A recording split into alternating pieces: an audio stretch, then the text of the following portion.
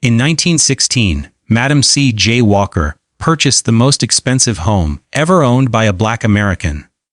Her estate in Irvington, overlooking the Hudson River, cost $250,000, a staggering sum at the time.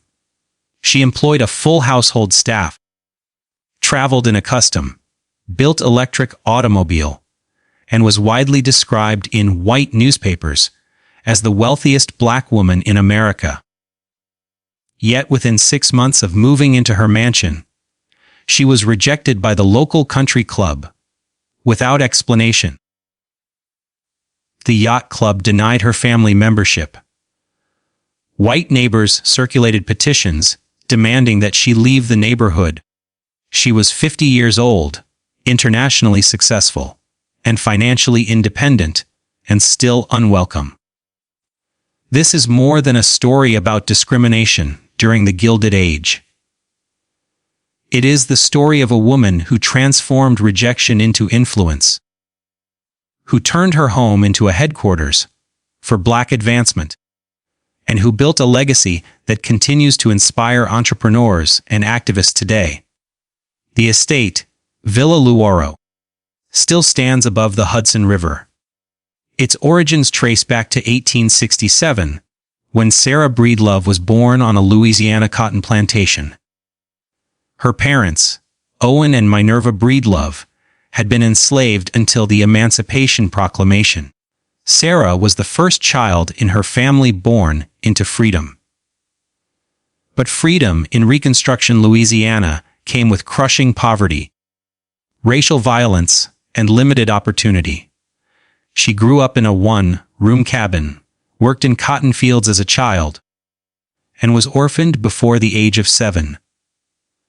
Moving to Mississippi, she endured hardship and eventually married at 14 to escape abuse.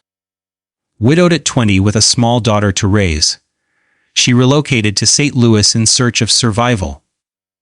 In St. Louis, she worked as a washerwoman, earning barely enough to support herself and her daughter Lilia. She scrubbed clothes for long hours, her hands burned by lye soap. Despite financial strain, she insisted that Lilia receive an education, believing schooling was the key to a different future. During these years, Sarah experienced severe hair loss caused by stress, illness, and poor scalp care products. Black women had few safe hair care options, and many products were harsh or ineffective. Determined to solve her own problem, she experimented with treatments and eventually developed a formula that restored her scalp health and encouraged hair growth. By 1905, she was selling her product door to door. In 1906, after marrying Charles Joseph Walker, she adopted the name Madam C. J. Walker. The title, Madam, conveyed sophistication and expertise. She was building not only a product but a brand. Her hair care system included shampoo, scalp treatment, and heated styling tools. While she did not invent the hot comb, she popularized a complete method designed specifically for Black women's hair health. More importantly, she created economic opportunity. Walker recruited and trained thousands of women as sales agents. These Walker agents traveled door to door, demonstrating products and teaching proper hair care. They earned far more than domestic servants and gained business experience, financial independence, and personal confidence. Walker believed every agent represented the race and trained them in professionalism, presentation, and entrepreneurship. By 1911, her company operated across the United States, the Caribbean, and Central America. Sales exceeded $100,000 per day. She relocated her headquarters to Indianapolis, building a modern factory and establishing the Madam C. J. Walker Manufacturing Company. Her portrait appeared on every product label, reinforcing that she was the living symbol of her brand. As her wealth grew, she invested strategically. She purchased property in Harlem as it emerged as a cultural center. In 1914, she bought land in Irvington, New York, and hired architect Vertner Tandy, one of the first licensed black architects in the state, to design her dream estate. Construction began in 1916. The mansion would contain 34 rooms across nearly 20,000 square feet, marble floors, a grand staircase, arched windows, imported wooden doors, crystal chandeliers, and custom European furnishings defined the interior. The music room held a pipe organ and a grand piano. The formal dining room seated 24 guests. A library displayed books on history, business, and black culture alongside African art. Formal gardens, terraces, and a greenhouse completed the grounds. She named the estate Villa Lewaro. In 1918, at age 50, she moved in. She had risen from plantation poverty to a mansion rivaling those owned by America's wealthiest industrial families. But wealth did not buy acceptance. Irvington's social clubs refused her membership. Neighbors avoided her. Local newspapers subtly questioned whether such luxury belonged to a black woman. She refused to retreat. Instead, Villa Lewaro became a center for black leadership. Civil rights figures such as W.E.B. Du Bois, James Weldon Johnson, and Mary McLeod Bethune gathered at the estate.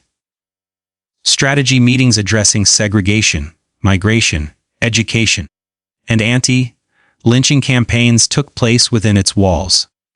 Walker donated generously to the NAACP and to institutions such as Tuskegee Institute. She funded scholarships, supported orphanages, and invested in community programs.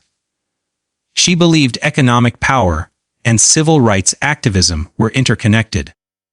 Her mansion became both a symbol and an operational base for racial uplift. Her daughter, Alelia Walker, later transformed Villa Lewaro into a cultural salon during the Harlem Renaissance. Artists and writers, including figures connected to Langston Hughes, became part of its vibrant history. Music, literature, and art flourished within its grand rooms. Despite her outward strength, Walker's health deteriorated due to severe hypertension. She worked relentlessly, determined to secure her company's future. She structured her will to ensure that 2/3 of future company profits would support charitable causes benefiting black communities. On May 25, 1919, she died at Villa Lewaro at the age of 51. Thousands attended her funeral. Black newspapers honored her as a pioneer who proved that black women could build wealth, institutions, and influence despite systemic barriers. After her death, the company continued under professional management, though it never matched her personal drive. Financial pressures eventually forced the sale of Villa Lewaro during the Great Depression. The estate became a nursing home and later fell into decline before being recognized as a National Historic Landmark and undergoing restoration efforts. Today, Villa Lewaro stands as more than architecture.